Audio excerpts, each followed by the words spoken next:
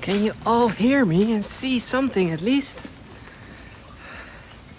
Let me know, please. Wow. So, hi everyone. I hear footsteps. That's good. That's good. So hopefully you can also see. Sorry, the screen is a little tilted. You see that extra when these gardens, they are so symmetrical. So it's before it went good, but now it's a little out. It's a little tilted. Sorry for that. So for the next tour, I will fix that. Let me just show you my face. Welcome everyone. And it is still, I think, about 10 minutes before we are officially starting this tour. I'm hearing more footsteps. Because, yeah, royal tours, I cannot do that on my own, of course. So I'm really happy that I can still do it together. And we're both in blue today, by the way. Royal blue, oh, nice it is. So, welcome everyone. I'm a little, as you can see, I'm a little tilted. I don't know. So, what was that? The queen. The royal. Yeah, Okay. No, you're gonna do that. We're not gonna do that. So maybe later Anna wants to sing a song, but let's first do a tour. Am I? So welcome everyone, live from the eastern part of the Netherlands. We're the eastern part of the Netherlands. We're nearby the beautiful place that's called Apeldoorn, and outside of Apeldoorn, that's just a city. It is we have the royal palace, or to be honest, one of the royal palaces, and the one over here is called, in English, Het Loo, but we don't need to go to the Loo, so it is Het Loo. Low. So like low, something like that. Okay. Yeah, we maybe can do that. Anyway, I think we're gonna start in about 7 minutes from now, something like that. 2 minutes from now. I don't know. I was a little late, and yeah, it is raining. It has been raining here for 3 months now. All the good things came from Israel, the rain and Anna. So wasn't it? Yeah. You had a lot of rain over here this winter and also autumn, to be honest. That's a compensation for all the rains that I missed I while living in Israel. I think so. Yeah, you got it back. You got it back, really. So, but yeah, it's also raining today. But the good thing is that, as far as I know, in about 2 to 3 minutes from now, if I was just checking the weather apps, it should stop. But I don't know.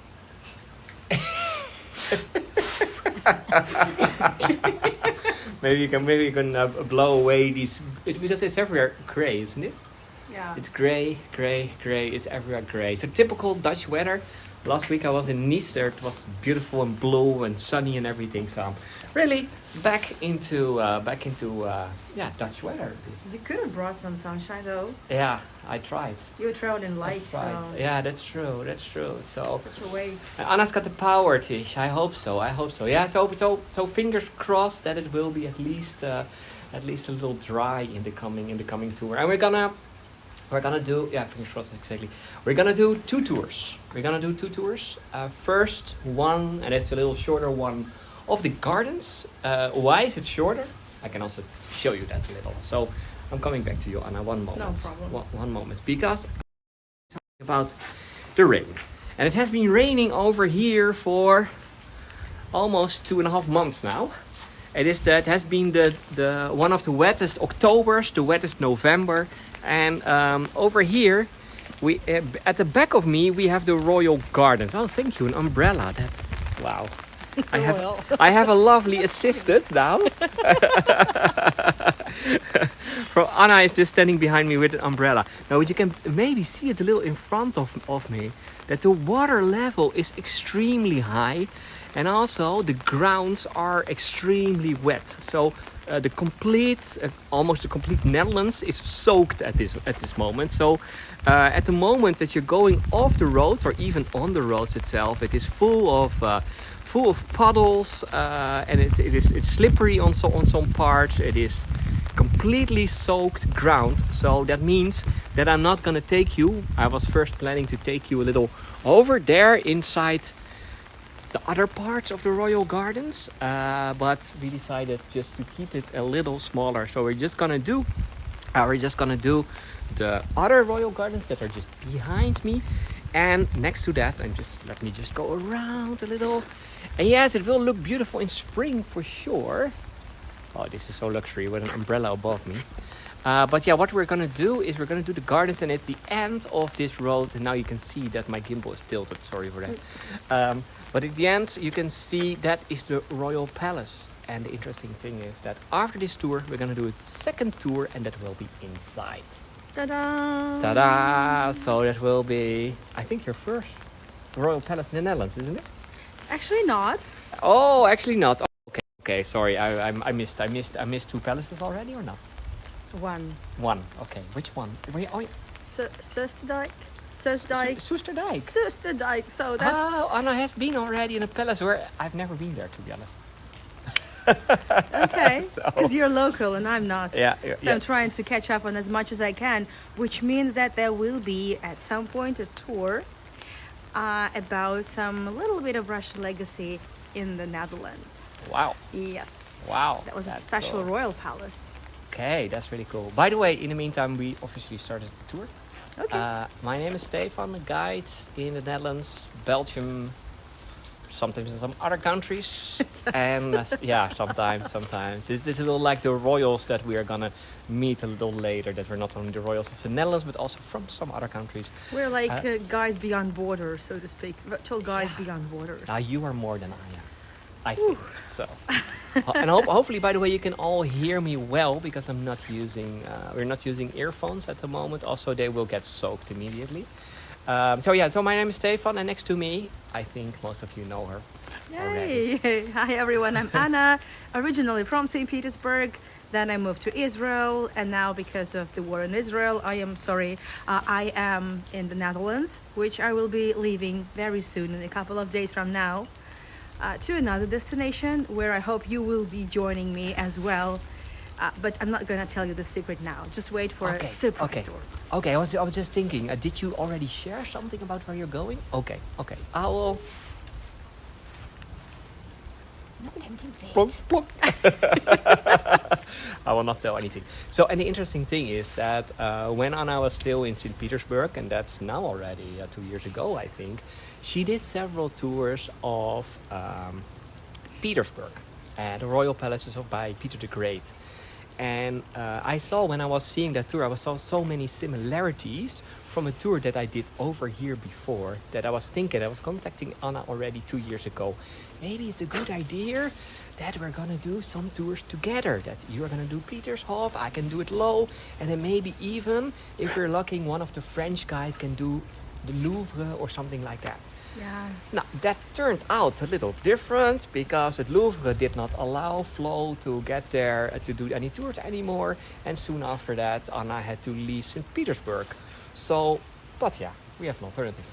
Yeah. And that is today. That's today. So then let's do a tour together over here in the Netherlands. I know it's maybe not as big as Petersburg, but hopefully still impressive. So we're gonna do a tour. We're gonna go through the gardens. I'm gonna tell you something. Of course, I'm also gonna ask Anna several things, or you're gonna ask me things. Of course, also if you have questions, then just feel free to ask. I'm not saying that I know every answer, but I'm really happy that I have someone who knows, I think, all the European royals nowadays.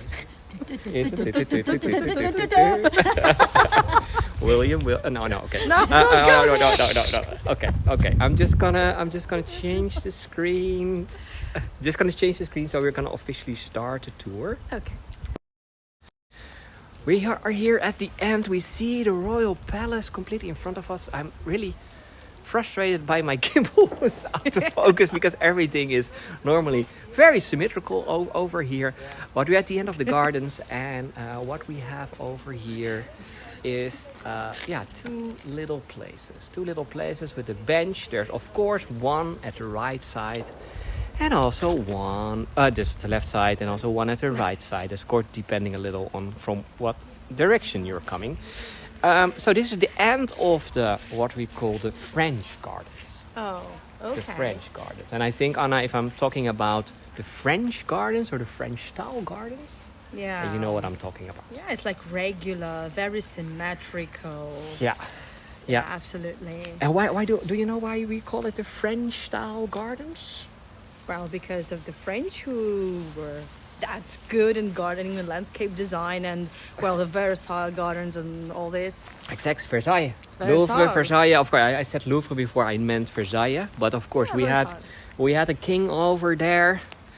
Number the 14th, I think it was. All have to, they all have the same names all the times. So Louis the 14th, Yeah. he built Versailles, and not only Versailles, also he built enormous gardens around it. Beautiful gardens. And in the time of Louis the 14th, and by the way, also in the royal times before, it was normal for these European royals that they were meeting each other. They were visiting each other. Sometimes they had wars. They had a lot of wars. I'm not even going to start about these wars. But they were also meeting each other a lot. And they were inspiring also each other. So a lot of the royals from other, and I'm just going to give you a last view also over the beautiful part at the other side, because otherwise we're only looking at one side. But they were inspiring each other and also visiting each other. And then they were thinking like, oh, these royals have a beautiful garden. We want a beautiful garden too. Yeah. And something the same happened over here. While we're gonna walk, is it still raining? I think it is less. It's almost dry. Yeah, we know, I think we have some visitors from the UK. What it means that it's almost dry. That's very positive. That means that it is still raining, but not It could so. always be worse. Yeah, it's what is a good English word for this type of rain? Drizzle. Yeah, drizzle. The cats and the dogs are not there anymore. It's now just drizzling. Just cats, maybe. Just cats. Okay. So, we're now gonna walk, and you have to imagine for this palace we have to go back a little in history. And the Dutch have a lot of history, but what happened in the 17th century, the end of the 17th century, we'd had already, I think it was William III, for us, William III. Yeah. And William III was, of course, the son of William II, and that was the son of William I, and that's how it goes with all these Williams. And he became the king of the Netherlands. The king of the Netherlands, or at that time we were not calling it the king, we were calling it the stadhouder. Like Stadthalter. Stadhouder, that was the name that we gave. And let's go a little inside here, so it's at least a little dry for a moment. Are you cold? No? I'm good. You're good? Okay. Just a bit tired of holding the umbrella. Yeah, the umbrellas. Yeah, that's why I was thinking let's stand inside for a moment. So that William III, he became the king over here. The king in the Netherlands. And what he did, of course, as a king or as a stadtholder, you have a lot of money. So what he did is he bought an old castle. And that old castle was called Het Loo. And to be honest, that's not what we're seeing over here, but it is very nearby on this terrain. It's just somewhere behind the trees over there. An old castle over there. He started living over there. And then also, what we know, on a very young age, he married. He married already, and he married with Mary. Just a Mary, random Mary. Just a random Mary. And what can we tell? And I'm just going to show you one moment. Because I think, Anna, you know a little more about Mary. We're gonna tell more about that later, by the way. But so Mary. Yeah. Who was she? Oh, Mary just happened to be the daughter of the King of England, James II. And I know when it gets to King of England, they should be really careful with the kings of Scotland and whatnot. I know that. Like, I studied a lot, some English history, and I have a friend here from the UK teaching me all these things, all these things. So she just happened to be a daughter of King of England. So basically, it's like it was a marriage of convenience, of course, one would say, and that's true. It was a marriage of convenience, and they became one of the most powerful families in Europe. Because they became the king and the queen from the Netherlands, England. Okay, parts of Scotland. Yes. And even a part of Ireland.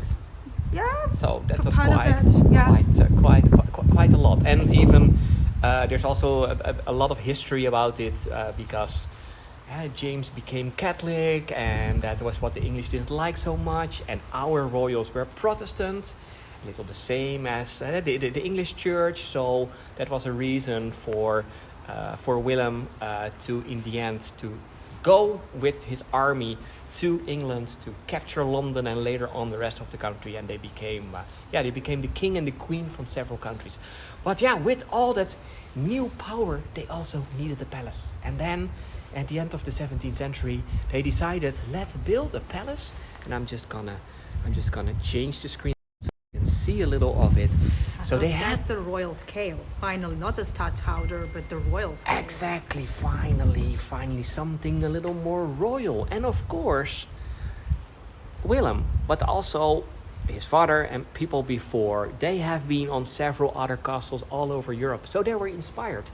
And they were thinking, okay, at least we need something that is a little like Versailles, a little like all the other royal castles. And that's why they started building Paleis Het Loo. And what we see over here, by the way, was built in about 2.5 years only. So they were also doing that quite fast. Oh, yeah. So, and it's still a little raining. And we're standing, by the way, in what they call the colonnades. And we have two ones on both sides. So you see here in summertime and spring, it's nice to have a coffee. Now, because of this weather, nobody is doing that. But you can maybe imagine that this was the perfect place for William and Mary, especially for Mary, if she was here with her friends, to walk a little to the end of the garden, and then she and her friends could stay under here. And they were staying a lot under here. And I'm just wondering if anyone knows why that was. Why didn't they go in the gardens? Why did they stay a lot here under the roof? So, just one question. Let's see if one of our viewers knows that. If not, I will tell you later. Or I'm gonna ask Anna. I think she knows. I don't know. You don't know. You might know. We'll see what the audience has to offer. Yeah, that's true. So basically, they were walking like how we are walking now over here, back and forth, having a tea, and then after a while, for the rain, Leslie is saying, "Wow, could be the rain." So, and then Diane. Or Satyam is also because it was raining. Sarah's song is raining. But Joanne and also, let me see, it's going too fast now. Diane and Joanne, you were right. It was to keep out of the sun. And Susan. Because and Susan is also saying it, So it was to make sure that you were staying out of the sun. And that was because in the 17th century, it was seen as, as royal if your skin was white. Yeah, ghostly white. Ghostly white. And why ghostly white? I'm just gonna show you Anna with her umbrella a little. Yeah. So after a winter, you're also a little getting white. So, So. Well, basically, because if you are ghostly white, that you have a pale skin, it means you never have to work outside or in the garden, and you're just super royal. You have the blue blood running down your veins, and you are like super royal. So you are not a slave. You are not a gardener. You're not a peasant. Okay, so these royals, they had white skin, and I can imagine also from these hands like. Oh yeah, like they would this. actually draw veins, blue veins. Yeah. Yeah, this is true. I don't really draw ones. Yeah, you have some blue. Why do I have to work then? Misha, I don't have to work anymore. Blue I'm face. royal. Yeah, you're royal. So. Yeah, you Yeah. neither. And exactly, peasants had darker skin because they had to work outside. So as a royal, you would make sure that you were always out of the sun. So you had to wait for days like this, when there was no sun, or just being under the colonnades. Okay, let's go a little into the gardens. It's still raining. Thank you. This is so wonderful. Even a blue umbrella. You're so prepared for your royal visit. You equipped me. Unbelievable. Now it fits perfectly all your... now it's... you can maybe hear it's a little more windy now. The wind is coming in front of us. There's the next rain coming from England. Thank you, guys. And then over here, sadly enough, it is winter time now, so we cannot see this completely. But all these royals that were coming over here, they were really interested in this little fountain that we see now in front of us. And now it is very tiny. But to be honest, if they're turning it on, this fountain can be up to about 15 meters high. Like somewhere here. Yeah, something like that. Yeah, Exactly, yeah. something like that. About 15 meters high, so it's about 45 feet in total. And the interesting thing is, now they turned it off because of winter time and because they are restoring some stuff. But normally it is on the whole year round. Which is very different from Versailles. Versailles, exactly, Versailles, yeah. exactly. So, because the thing is, you have to imagine 17th century. In the 17th century, we did not have electricity, no gas, no oil, all that kind of things. Yeah. So, how to make a fountain that is continuously going on, and then 15 meters high. So that is unbelievable. Yeah, it's just the ingenious engineering that they had to employ. Yeah, engineering. Yeah, and can you tell me a lot? Let's walk a little to the other side and then tell a little about that engineering, because I think that's what you know even before you came here, wasn't it? Well, yeah, we've been really taught a lot about it. That's actually what Peter the Great picked up from here. Peter the Great, he was here too.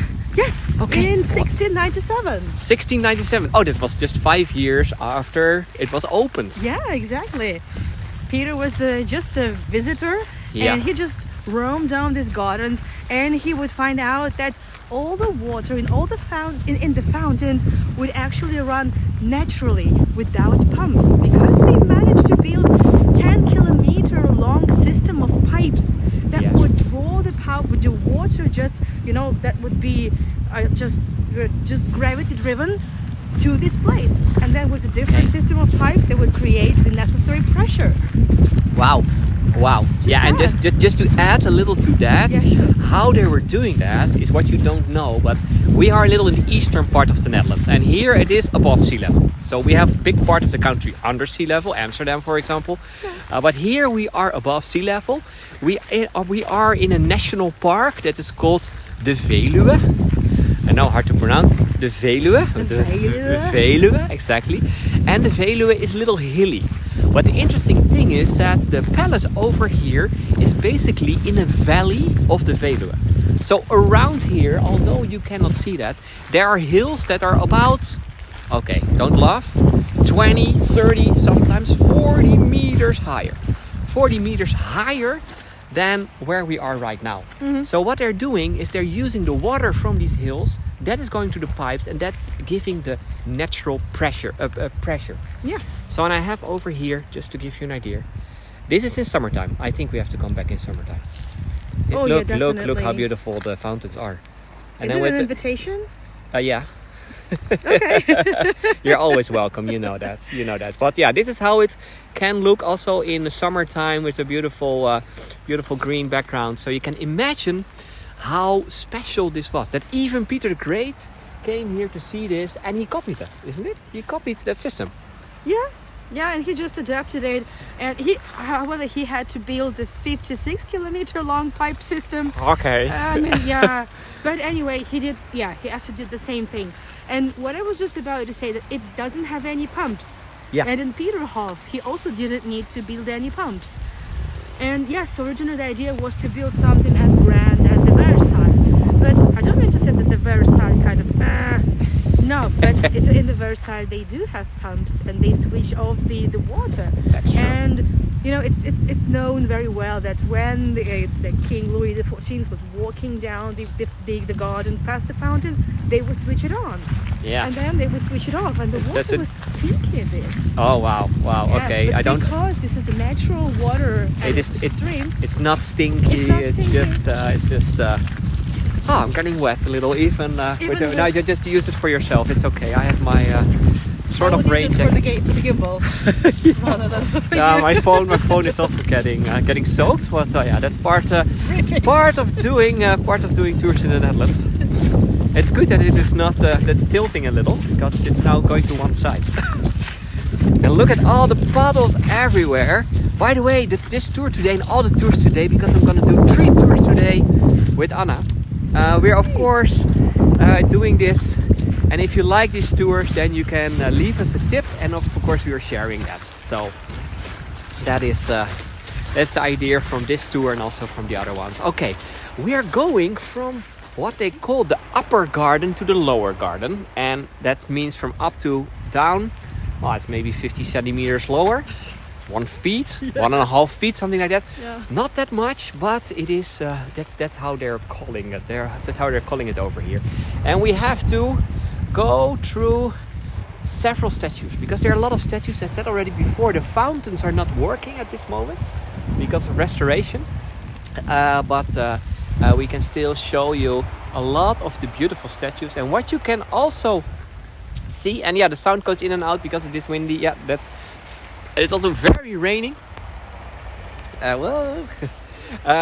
No, but what you can see with all these statues over there is also the style at that moment, and that's also what you can find again in other palaces. Is that these statues are based on Roman and Greek stories. So, for example, over here we're seeing a wolf with 2 kids that are drinking from the mother's wolf. So, where do we recognize this from?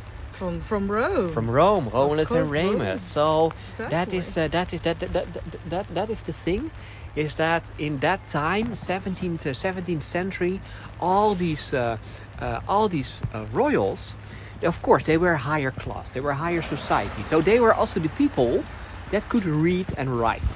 And they were reading a lot, and a lot of them were starting to read, for example, all the stories, all the Greek and Roman stories. They were inspired by that, by the stories, but also by the architecture. So that's also what you see in all these beautiful statues, for example. So over there at the other side, we also have Romulus and Remus at the end, and then here in the middle, oh. It's so wet. Yeah, normally, as you can see, normally it is a fountain. Now there's not so much left. But we're seeing in the middle, there is a little boy. And there's a little boy, and this boy is fighting with a snake. Yeah. Do you know anything about that story? Hercules? So, what was the kid that at a young age, it is a beautiful story, that found a snake in his bed and killed it before the snake could kill him or could kill him? Yeah. It's a famous story. Maybe one of the viewers know it. You can always ask. And why is this over here? Why is this over here? Because this is related to Willem III. Because what happened on a very young age, he got a very bad disease, and a lot of kids were dying at a young age.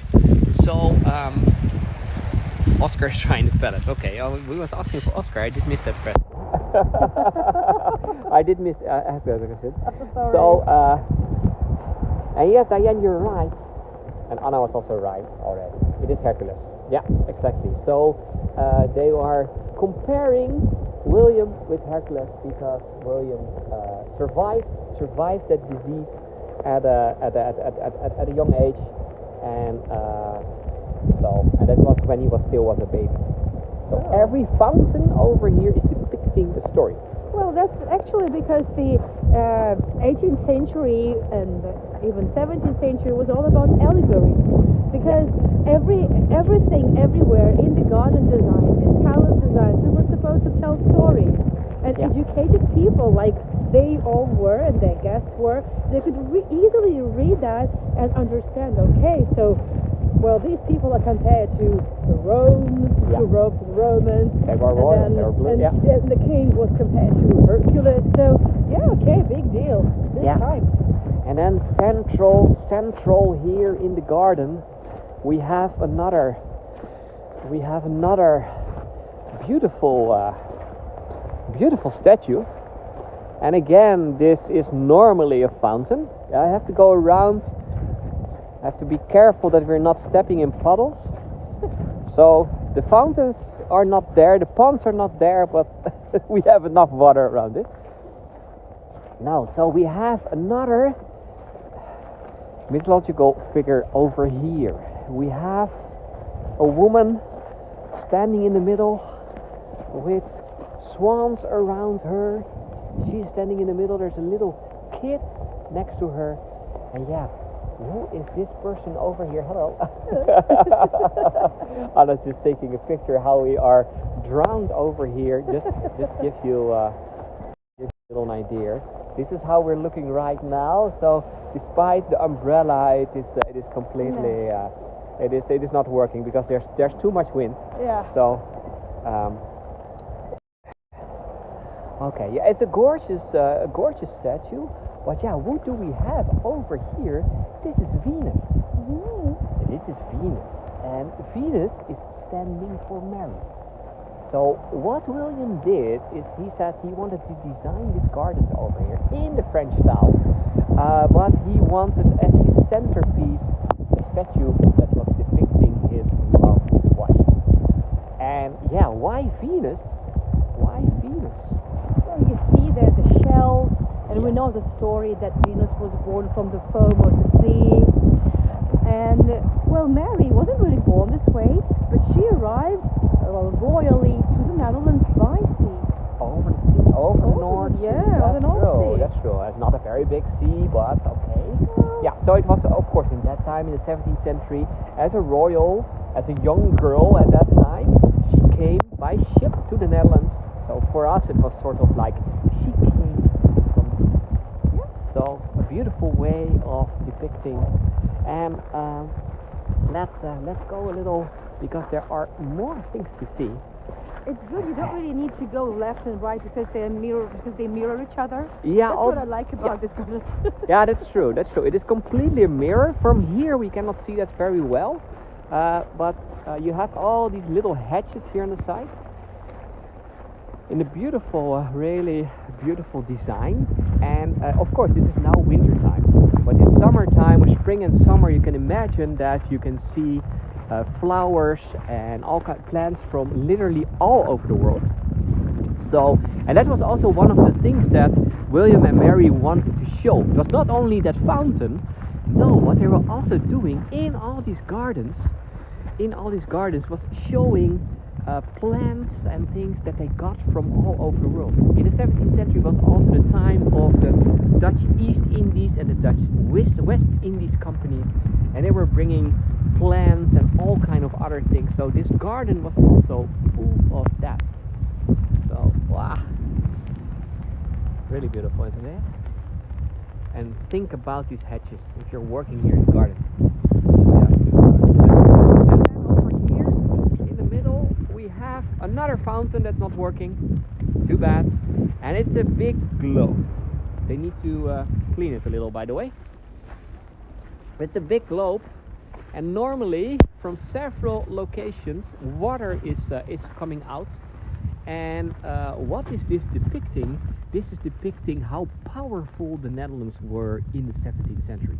You can see a lot of points on the globe, and normally also water is coming out of there from trading posts that were from the Dutch. So we see a lot in Indonesia, we even see some in the US, in Middle America, of course in the Caribbean. Sorry, I'm just going around the puddle. You see how dripping it is, so we almost can in the Caribbean. Of course there is a big one over there that is depicting New York, New Amsterdam by that time. We see Paramaribo, we see in Cuba a trading post, we see some in Brazil.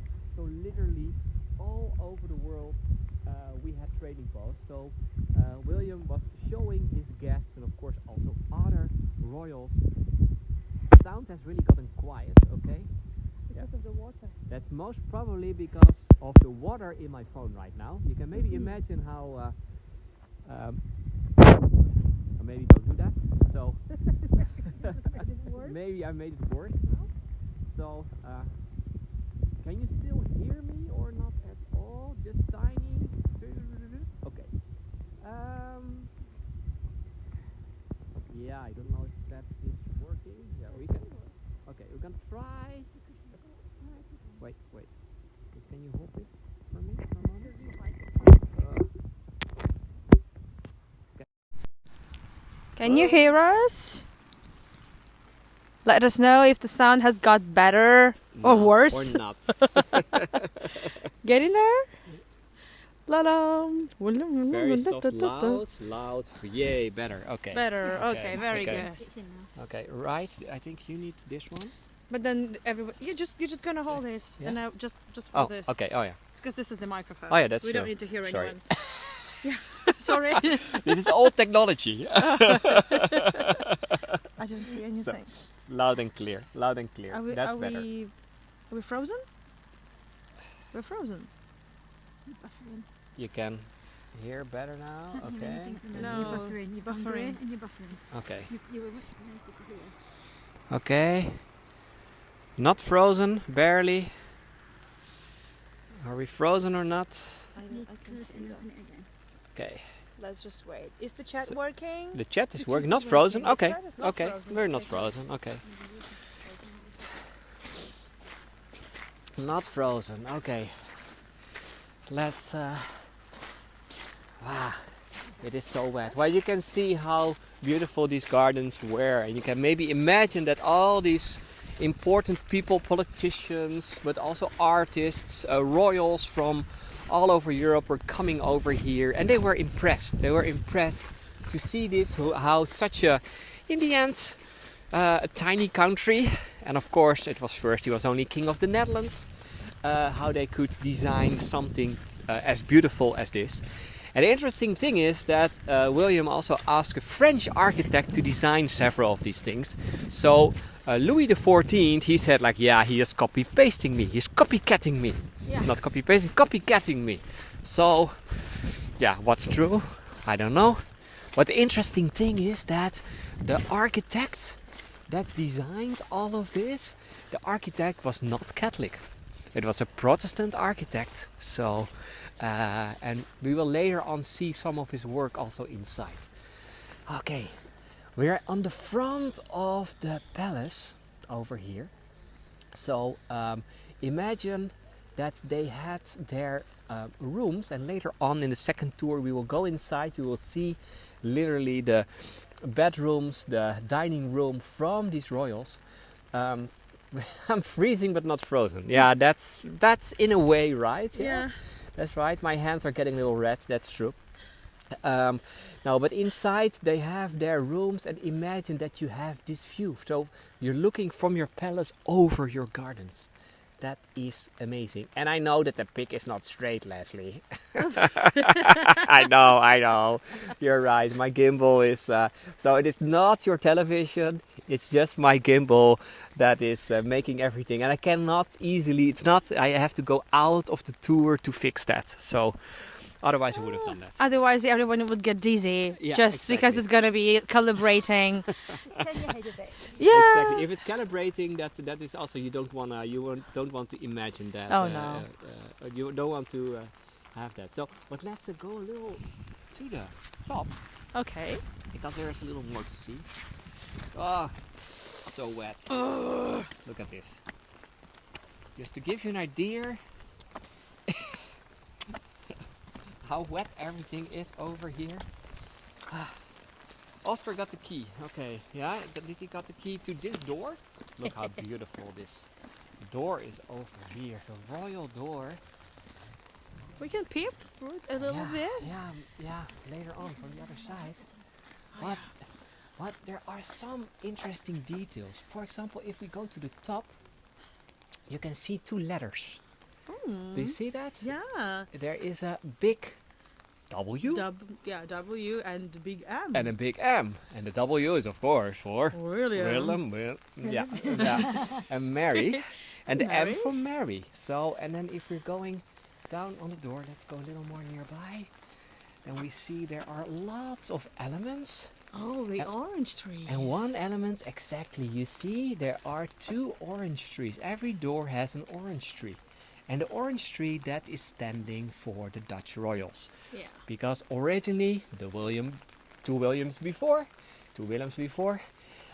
we had Willem the Silent, or Willem from Orange Nassau, and he was our first Dutch king. So we still, nowadays, the royals are from Orange, Nassau. And where's Orange coming from, by the way, is because that name is coming from the French city of Orange. Orange.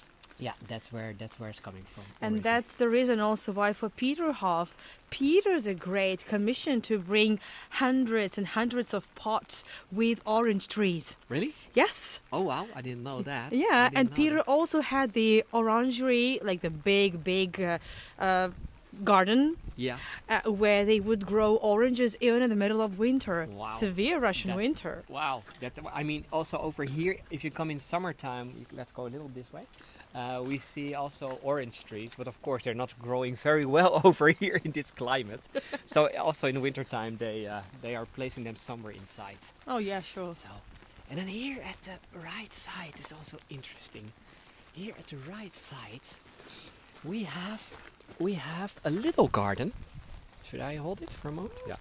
I have a little garden. Let's come a little here on the side, and we can see it better. A little lower. This was the Queen's garden. This was the Queen. So Mary, this was her own garden. So what we just saw before, that were the central gardens, but these were her private gardens. So she had her private gardens just in the area where also her bedroom, etc. were. And you can also see there at the other side, you see these, how do you call that structure? I'm never really good in... A pergola? Not. Archway? Yeah, the archway, the pergola. Yeah, and I knew this word, but I forgot it. One of the voyagers told me a year ago how this was called almost, and now I forget. I'm sorry. But yeah, that archway or that pergola, you can see there's green on top. That was again one of these locations where Mary with her friends were walking. And ladies in waiting, probably. Exactly, they were walking there, drinking tea, etc. Because again, out of the sun. Of course. Out of the sun. Arbor? Arbor? Oh, Okay. yeah, arbor, of course. Arbor, yeah, that can also be a name. Yeah, so, but yeah, this was the Queen's garden. At the other side, we have the King's garden. Of course. So also, William also had his garden. So, and yeah, what were you doing as a royal?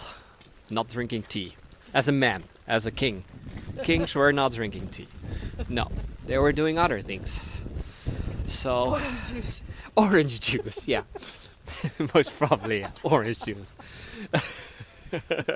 Only drinking orange juice over here. No, over here, of course, they had a beautiful garden again. So, and then at the back part, we see a green part, a green field. Nothing is happening over there. What should I do over there? Maybe play some interesting games. Okay, what do you think? What do you think while we are making our way alongside all these puddles, what do you think that Willem was playing over there? And of course, he was the king not only of the Netherlands anymore, but also of England, Scotland and Ireland. So tennis. No. Tennis was, I think tennis wasn't there yet. So it would be a good thing. But it's also an English sport, of course, tennis. But yeah, think a little more. Yeah. Think a little more about typical sports that you don't find in the Netherlands so much. But at the other side, bowls. Oh, balls. Show the ball. Balls. Like bowling. Bowling. Yeah, can be. Can be golf. Golf. Oh, golf. Golf. Yeah, that can also be golf. Yeah. Yeah, maybe. Yeah, can be golf. Yeah. Sarah is right. Sarah has the answer. Croquet. Croquet. Yeah, they were playing croquet over there on their horses with these. I don't even know how you call all these things. Of course, a very royal sport. So William over here, he was playing with his friends and also, of course, with other royals that were coming over here. He was playing croquet.